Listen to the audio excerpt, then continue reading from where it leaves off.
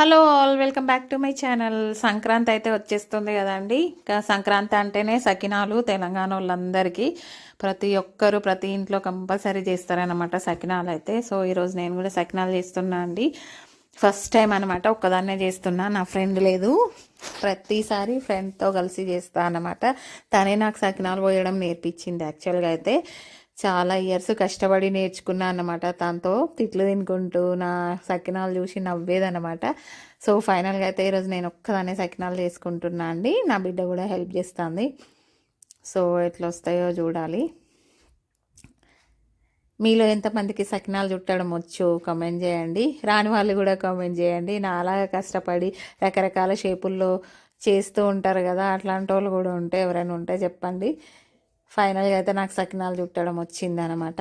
చాలా ఇయర్స్ నేర్చుకున్న కష్టపడి.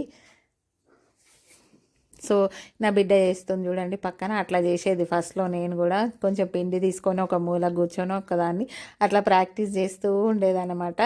సో ఫైనల్గా అయితే నాకు సకినాలు చేసుకోవడం వచ్చేసిందని చాలా హ్యాపీ అనిపిస్తుంది కదా, ఏదన్నా మనకు రాని పని వచ్చిందంటే. సో అదండి వ్లాగ్.